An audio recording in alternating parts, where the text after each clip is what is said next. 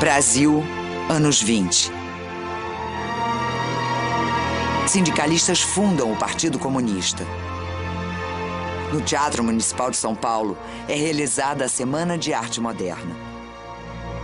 No Rio de Janeiro, a revolta de militares que queriam o poder, os 18 do Forte, termina tragicamente.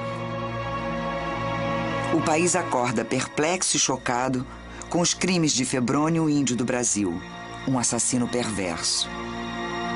O caso Febrônio ficou tão marcado no imaginário brasileiro que o nome Febrônio ficou banido dos cartórios. Era tido como um nome que poderia levar o menino, enfim, a ser também ele um desviante da conduta social. Febrônio diz ter visões místicas. E a língua do dragão. O anjo da misericórdia guarda um tesouro sagrado no Vale da Esperança. Quem me persegue pelos 5 continentes é o espectro do profeta imortal.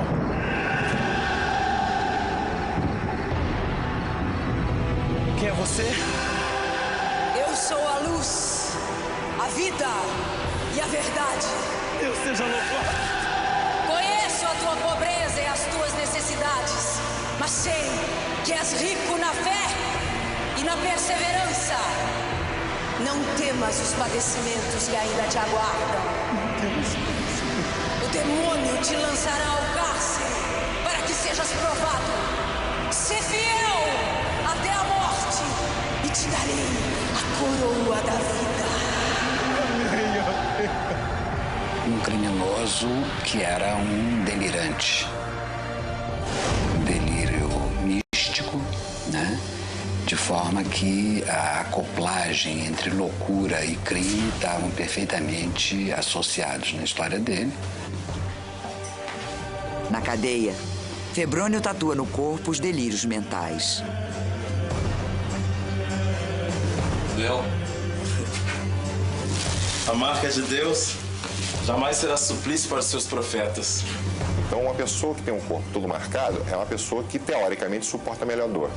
Então, se ela suporta melhor dor, ela é um adversário mais difícil de ser combatido. O que significam essas letras? Deus, caridade, virtude e santidade.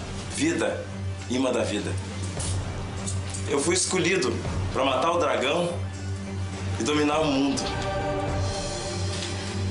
Em breve, eu terei o poder de diminuir a luz do sol e dominar a chuva! Ele dizia sempre que ele fez o mundo, ele fez o Brasil. Febrônio vai se tornar o criminoso mais temido do Brasil. Ele chegou a ser usado como símbolo de monstro.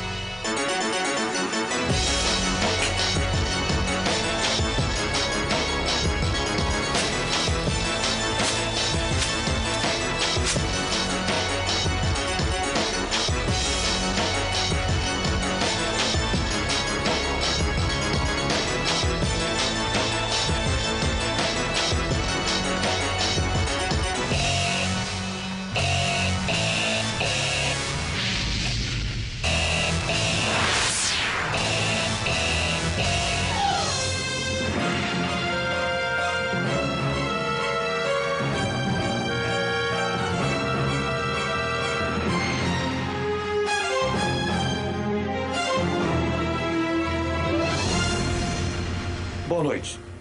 O Linha Direta Justiça continua a série jornalística sobre personagens de casos judiciais que marcaram o Brasil. No programa de hoje, você vai conhecer a história de Febrônio Índio do Brasil. Mulato, pobre, homossexual, Febrônio tornou-se um assassino cruel. Suas vítimas, meninos e rapazes.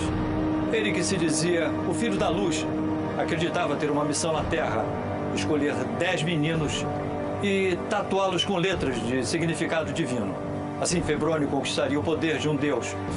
A perversão e o delírio desse assassino místico aterrorizaram o Rio de Janeiro e fascinaram tornaram cientistas intelectuais. Eu era criança quando o Febrônio era um dos homens mais célebres do Brasil. Era o fantasma com que as mães ameaçavam os filhos mal educados. Olha, chamamos o Febrônio. Porque ele criou-se além da sua verdadeira história, criou-se todo aquele folclore ao redor do nome, né? Febrônio nasceu no final do século XIX, em São Miguel do Jequitinhonha, região norte de Minas Gerais. Teodorão, pai de Febrônio e mais 13 filhos, trabalha como açougueiro. Eu posso saber quem é que foi que roubou meu dinheiro no caixa? Fui eu, Theo. Pra comprar uns detalhes pra fazer as roupinhas pras crianças. Eu já não te proibi de mexer nesse dinheiro. Mas, Theo, as crianças não podem sair na rua assim aos farrapos. Pra mim, tanto faz se esse Zé Neguinho sai pelado ou não. Agora, no meu dinheirinho suado, eu quero que ninguém bote a mão, entendeu? O que tu quer é que sobre mais dinheiro pra tu comprar cachaça, não é? Bêbado!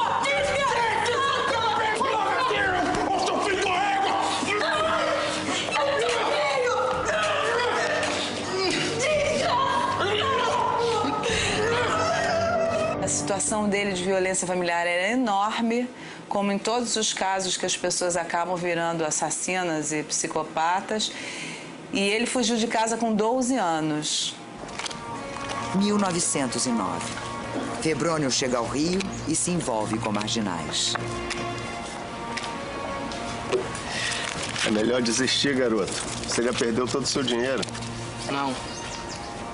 Ainda tenho meu relógio.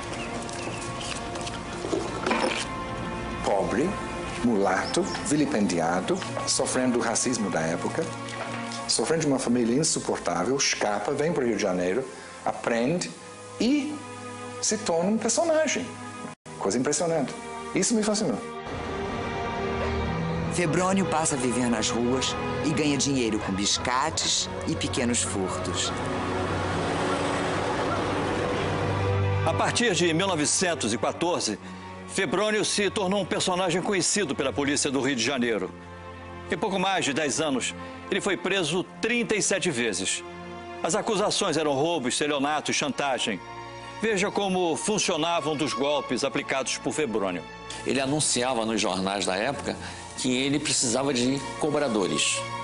Fazia uma reunião numa sala que ele alugava, eventualmente, e nessa reunião ele expunha para as pessoas que se interessavam e dizia o seguinte: olha, eu tenho uma série de duplicatas a serem cobradas. São duplicatas cujos valores variam de R$200 mil a R$800 mil. Eu vou dar 25% para cada duplicata que vocês conseguirem recuperar. 25%? Negócio da China. Mas é evidente que ao fazer uma oferta desse quilate, eu preciso ter a certeza que vocês retornarão com o dinheiro. E o que nós precisamos fazer? Depositem hoje aqui 50% do valor de cada duplicata, como garantia. Com isso, ele recolhia uma quantia razoável. Alguns não tinham nem condição, desistiam do negócio. Mas muitos contribuíam e saíam em campos. Não precisa dizer que as duplicatas eram todas forjadas, não existiam os devedores, os endereços que ele fornecia eram falsos e quando os lesados retornavam, não encontravam mais o escritório nem a firma do Febrônio. Então ele tinha, digamos, condições intelectuais de pensar em golpes, de saber se dissimular, saber passar por uma pessoa de outro nível social. Rio de Janeiro, 1922. Já com o corpo tatuado, Febrônio tem visões. Você voltou, ó sublime mensageira. Tu és o filho da luz e tua missão é árdua. Teu destino pertence ao divino. E ao divino prestarás conta de teus atos. E qual é a minha missão? Fostes um escolhido para combater o nefasto. E para isso, terás de escrever um livro e tatuar 10 meninos com as letras simbólicas do Deus vivo, imã da vida. Mesmo que para isso tenhas de empregar a força. Ele dizia com muita clareza: não, eu criei uma teoria e eu sou o filho da luz e todos aqueles que eu me afeiçoo também se tornam filhos da luz. Ou seja, ele era uma espécie de guru de uma nova seita que ele tinha inventado. É quase que a tentativa dele criar, no nível delirante, um sistema de proteção diante dessa crueldade do mundo representado pelo pai. Numa de suas passagens pela cadeia, Febrônio começa a escrever um livro. É o livro do profeta. São mensagens que me foram enviadas pelo Deus vivo, imã da vida. Por isso, eu tenho o título de As Revelações do Príncipe de Fogo. Quer ouvir o trecho de abertura?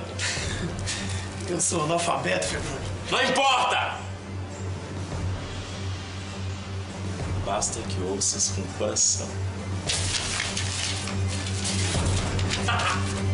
Eis aqui o meu santo tabernáculo vivente.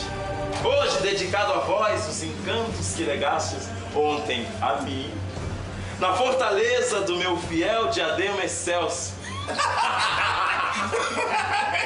É bonita! Ele faz um livro que ele não assina, isso que é curioso, é um livro no qual ele se autoproclama profeta, uma mistura do Apocalipse de São João com o livro de Daniel. E ele um pouco encarnando a figura do profeta Daniel. Mas o que chama a atenção é o seguinte, em alguns momentos, esse pastiche tem um cunho testemunhal, em que ele diz que ele, aquele menino, Deus escolheu aquele menino pobre, não reconhecido, marginal, como sendo o portador da verdade. Ao ganhar liberdade, Febrônio foi trabalhar como atendente no consultório do cirurgião dentista Bruno Ferreira Gabina. Mas Febrônio, mesmo se dizendo um emissário de Deus, voltaria a cometer novos crimes. Gabina é alcoólatra e às vezes não consegue atender os pacientes. Doutor Gabina. Doutor Gabina. Acorda, doutor Gabina. Doutor Gabina. Os pacientes estão esperando. Paciente? Dane-se os pacientes. Eu quero dormir. Vai embora daqui! Vai embora daqui, moleque. Infelizmente, o doutor Gabina não vai poder atendê-los. A gente vai remarcar as consultas. Obrigado.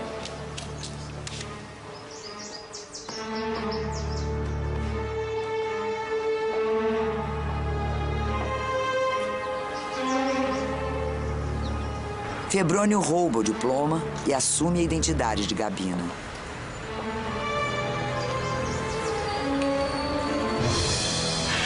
Febrônio, meu velho, a partir de hoje serás o melhor dentista do Brasil. No personagem de dentista, sem ter qualquer formação em odontologia, ele costumava aconselhar sempre aos seus clientes ou pacientes a extração dentária. O senhor não precisa se preocupar, é um caso simples de extração. E pelo que eu pude diagnosticar, trata-se de 3 dentes. 3? Mas doutor, só tem um dente que está doendo. Pois é, mas acontece que quando os dentes sadios entram em contato com dentes podres, eles acabam apodrecendo também. Abre a boca. É o mesmo caso, meu caro, de uma pessoa boa que se aproxima de um indivíduo perverso.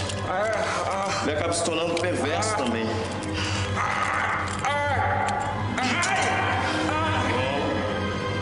Agora basta fazer um gargarejo com álcool. Álcool? O pobre coitado, parecia lá com o dente doendo, ele arrancava o dente do sujeito, mas ele aproveitava para arrancar outros 2 dentes perto daquele, porque ele achava que já estavam contaminados pela doença do outro. Enfim, puro sadismo. O dentista Bruno Gabina desapareceu.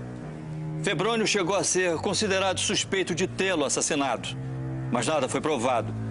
O exercício ilegal da profissão trouxe problemas para Febrônio, que resolveu então sair do Rio. Em 1925, ele foi para o Espírito Santo, onde trocou de especialidade.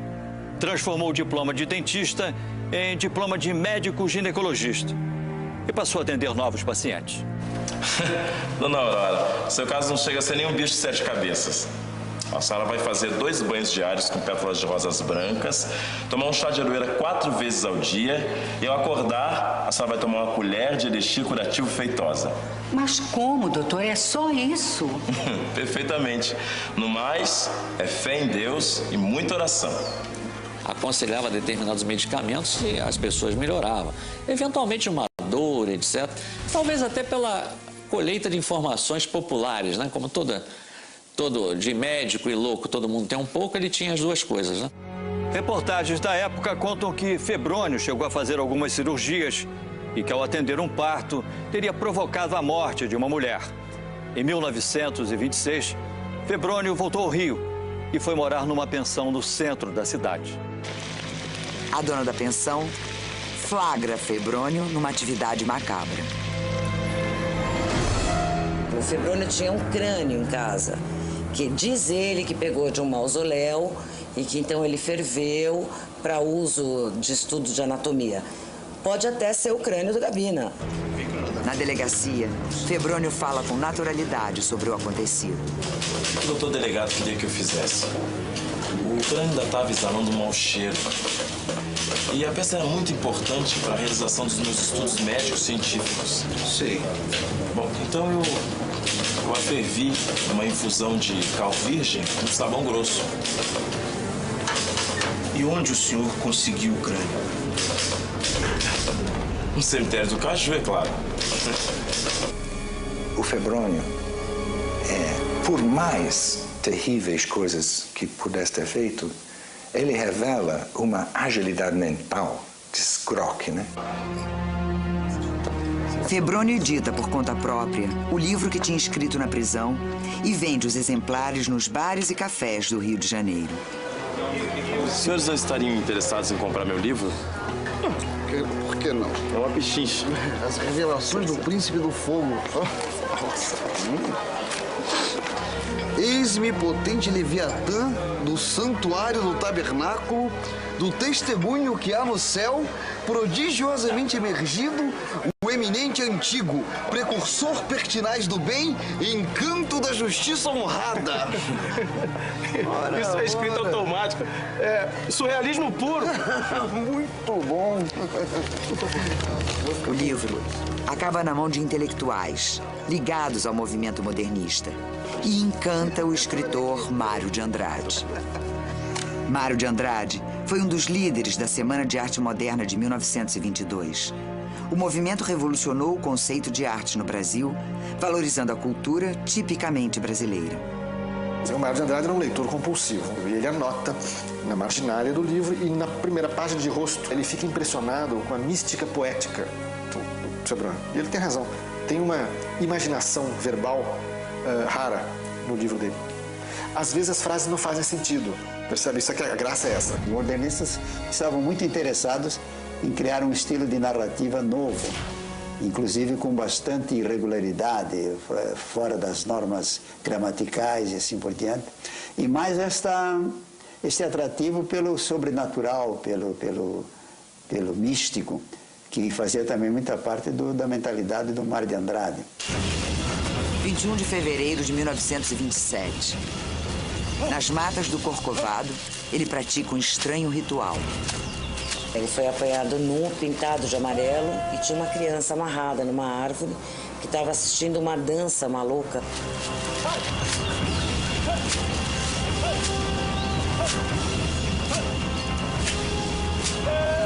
Febrônio é preso em flagrante e levado para o Hospital Nacional dos Alienados, onde é examinado pelo célebre médico Juliano Moreira. De acordo com o médico, Febrônio está sofrendo de degeneração mental.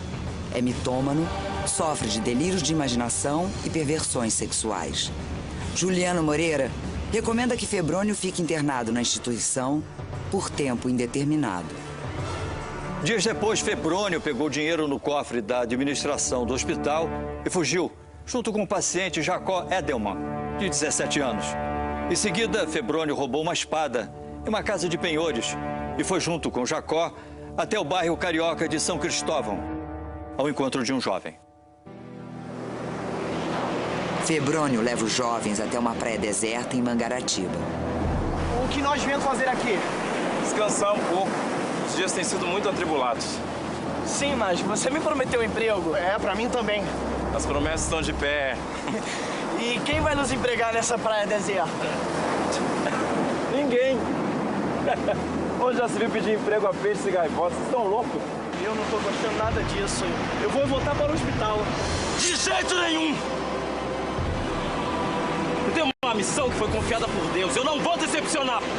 Tira a roupa e deite-se imediatamente. Anda! Tira a roupa!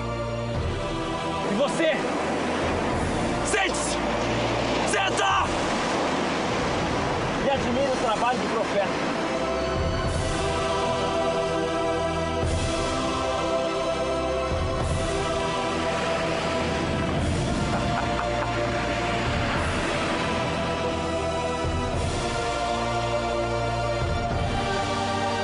Sob o olhar apavorado de Otávio, Febrônio marca o peito de Jacó com as letras emblemáticas de um suposto Deus vivo.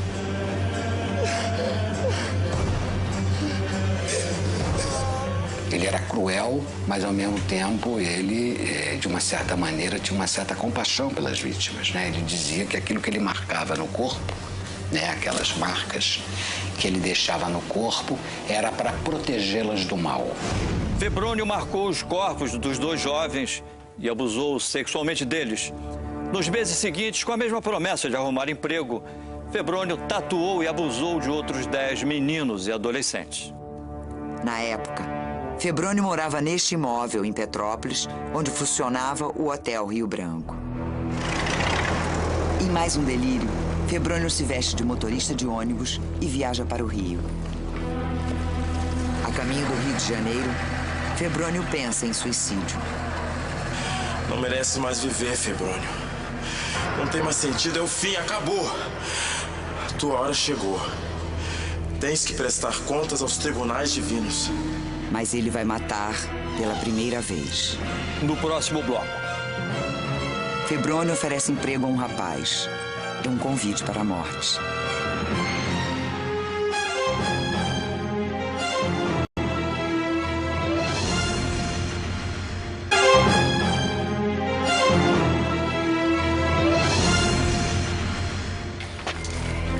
No Rio, Febrônio sai vagando pela cidade à procura de suas vítimas. No bairro de Jacarepaguá, ele decide acompanhar o enterro de um desconhecido. Você sabe se o morto fez careta antes de morrer? Com certeza deve ter sentido a dor da morte. Então eu devo evitar o que foi inevitável. Como assim? Isso lhe diz respeito? Não, mas é que o senhor... Não esqueça. Minha missão para essas bandas é achar um lugar chamado Pedra do Jacaré. O padre conhece? Conheço como Lagoa do Jacaré. Fica aqui perto, na Ilha do Ribeiro. Ilha do Ribeiro, justamente. Se não for estorvo, podia me levar até lá? Estas são imagens atuais da Ilha do Ribeiro. Ela fica no bairro de Jacarepaguá, na zona oeste do Rio. O compadre saberia me dizer que lugar se parece com isso aqui? Sinceramente, eu não recordo. O Éden. Hein? Paraíso. Adão e Eva. Nossos ancestrais. Ah, sim. Olha, o senhor me desculpe, mas qual o seu interesse por esse local? Tudo isso aqui pertence à minha mãezinha. Estrela do Oriente, Índio do Brasil. É que eu sou chofer. E tenho planos de montar uma empresa de ônibus aqui no bairro. Tô procurando um lugar espaçoso para construir uma garagem.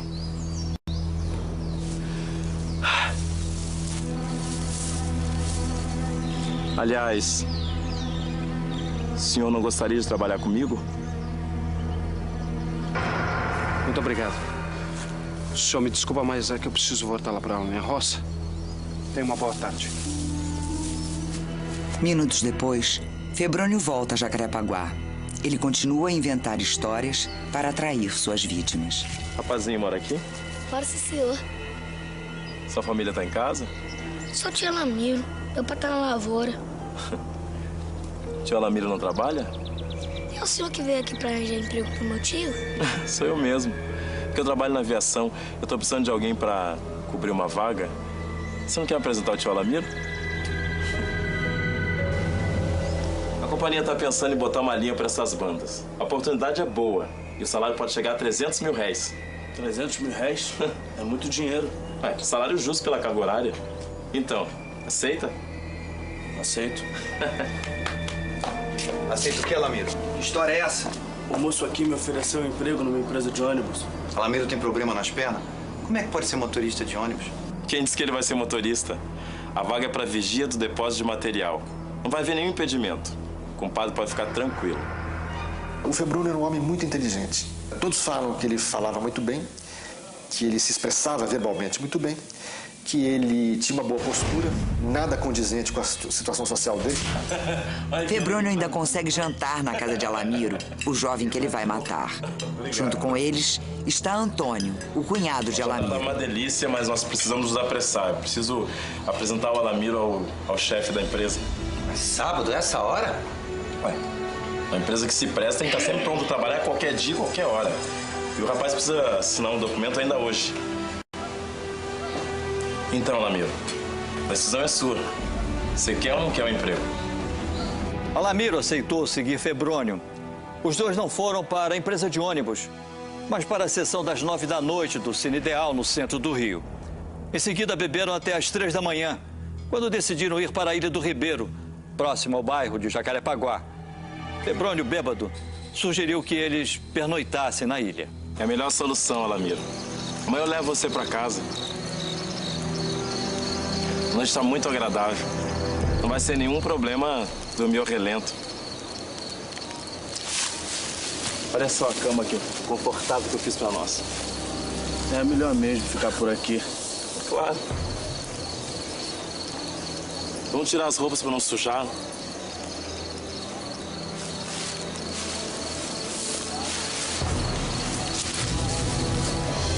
Fostes o escolhido para combater o nefasto.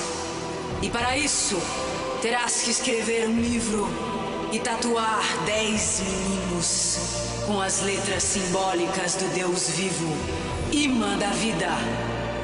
Mesmo que para isso tenhas que empregar a força.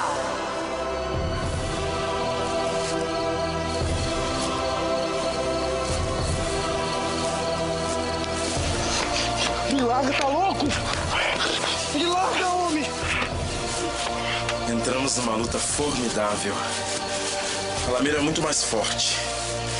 Imagino que a peleja tenha durado quase uma meia hora. Ele só foi subjugado porque eu fui mais ágil. Eu o derrubei, agarrei pelo pescoço e o estrangulei com um cipó.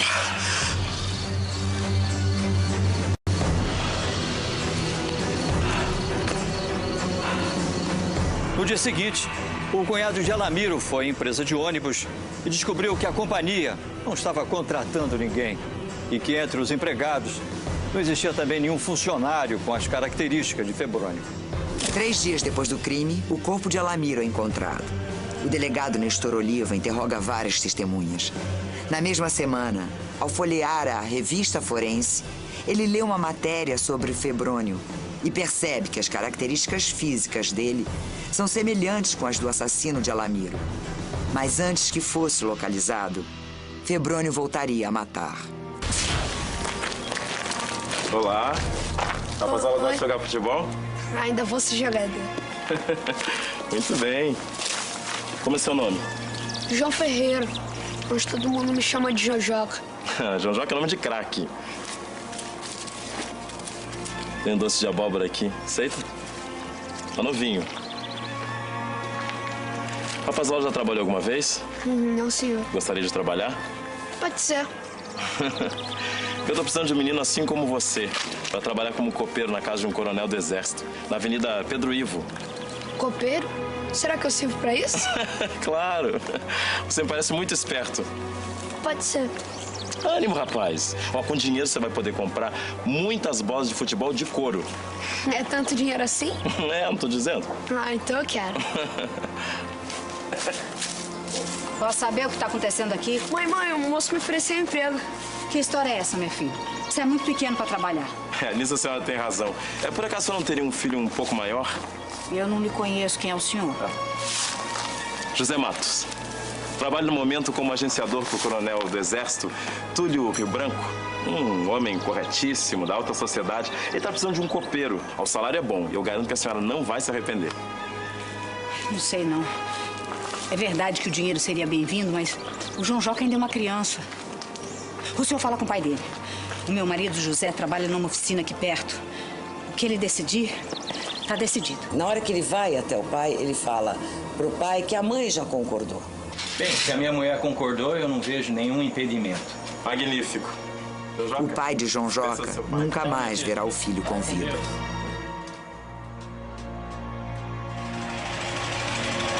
Febrônio leva João Joca para um longo passeio pelo Rio de Janeiro.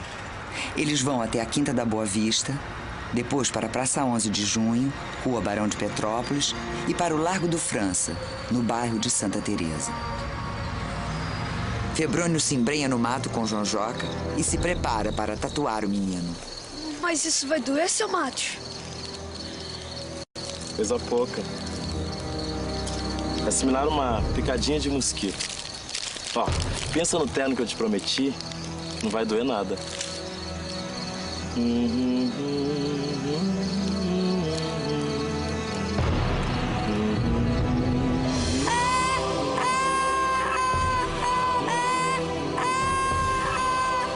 Que a tatuagem em si é uma metáfora sexual, porque ela envolve penetração e ela envolve troca de fluidos, que não é somente a inserção do pigmento, mas é também o sangue que sai.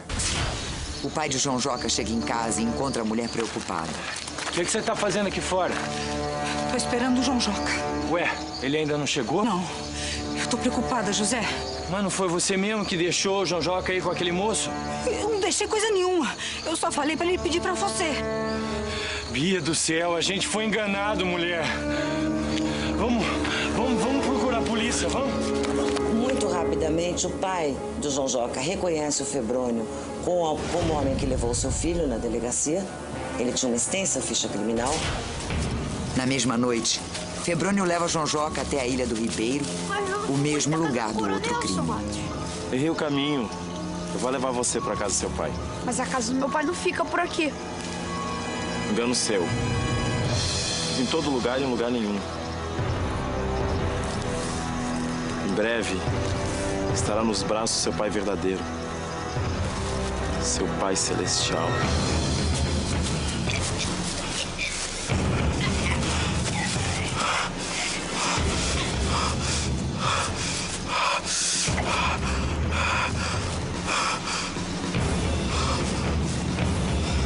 Não é à toa que os gregos, na antiguidade, usavam até, para descrever as doenças mentais, uma frase que eu acho muito valiosa. Enquanto o sonho, esse sonho que nós temos diariamente, né, é uma loucura curta, a loucura é um sonho longo.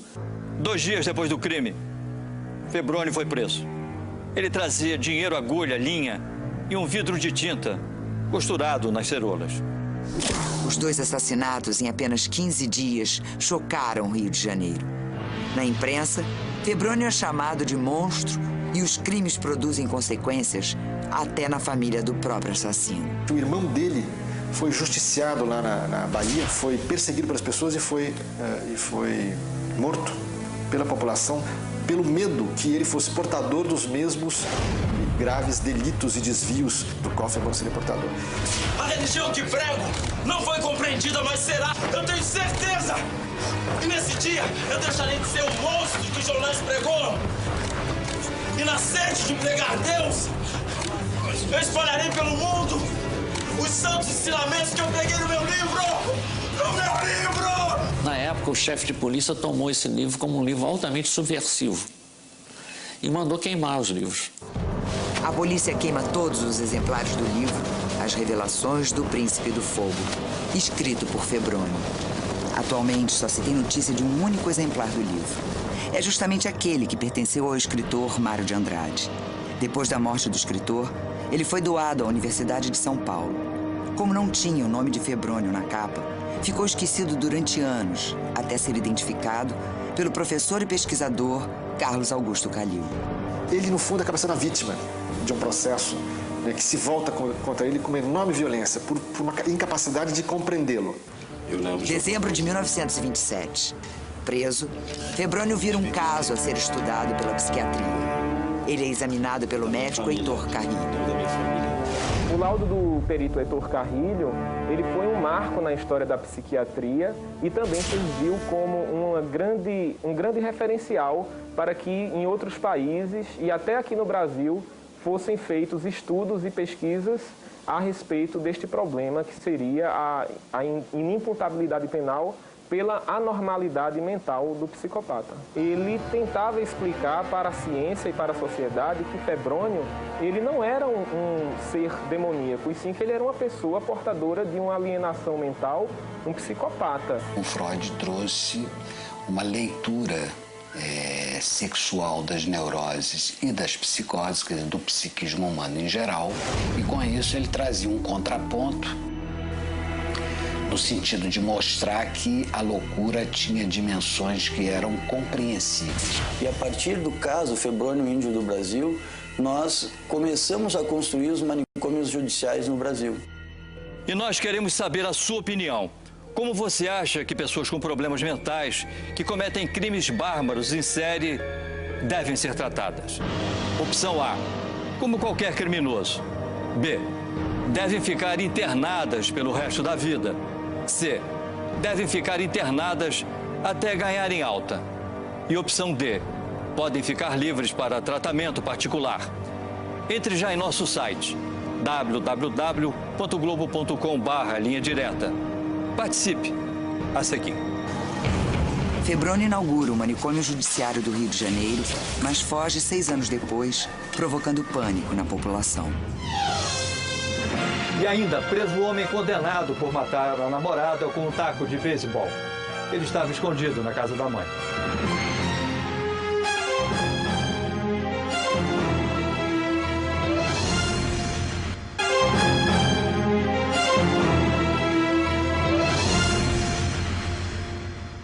No dia 20 de fevereiro de 1929, Febrônio foi julgado.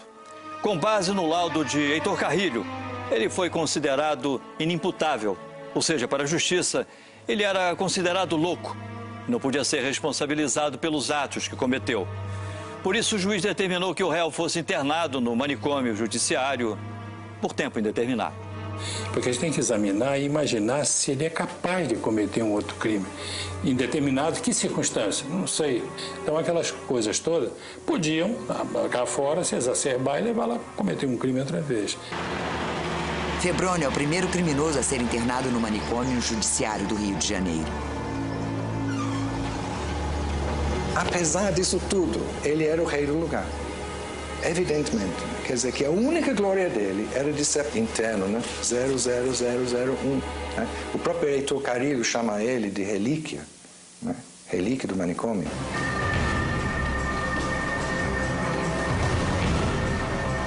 Seis anos depois, Febrônio foge do manicômio. A fuga ganha as manchetes dos jornais e provoca pânico na cidade. 24 horas depois, Febrônio é recapturado na casa de um amigo do seu irmão. Ele não resiste à prisão. Não me façam mal, por favor. Os jornais divulgam a captura para alívio da população. Febrônio explica o porquê da fuga. Eu não sou um demente. Minha doença está na imaginação dos que me tiram a liberdade. Febrônio passou 57 anos internado. No fim da vida, o estado dele era de total degradação física e mental. Ele era um paciente calmo, não se agitava, era difícil se agitar, tipo bonachão, grandão, pesadão grande. Era bom paciente. Todo mundo gostava dele. Ele gostava de dizer que pagava para os guardas para conseguir coisas. Ele dizia, já dei um saco de dinheiro para o guarda para ele me tirar daqui. Febrônio morreu em 27 de agosto de 1984, aos 89 anos de idade. Ele está enterrado no cemitério São Francisco Xavier, no Rio de Janeiro. O Estado se negou a pagar o sepultamento e Febrônio só não foi enterrado como indigente porque os médicos e os funcionários do manicômio judiciário pagaram as despesas do funeral. É o fim do temido Filho da Luz, Febrônio Índio do Brasil. A lenda continua viva.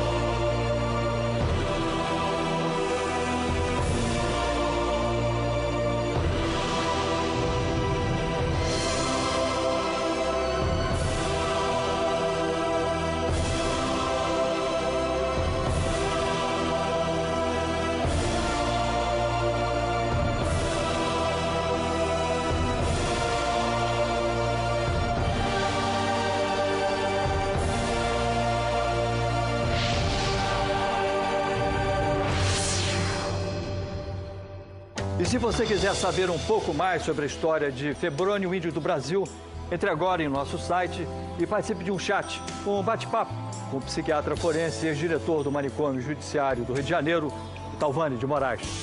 O endereço do nosso site é www.globo.com/linha-direta. Participe. Graças à sua denúncia, já está preso Alberto Saad Sobrinho, condenado a 18 anos de prisão por matar a namorada com um taco de beisebol, na cidade de São Bernardo do Campo, em São Paulo. Alberto foi preso no apartamento da mãe, que fica no mesmo prédio em que ele cometeu o crime 8 anos atrás. Viciado em drogas, Alberto perdeu o controle depois de discutir com a namorada Patrícia Guidotti. Enfurecido, ele usou um taco de beisebol como arma e a matou. Preso, Alberto não quis gravar a entrevista. Linha Direta volta na próxima quinta-feira, logo depois de A Grande Família. Boa noite e até lá.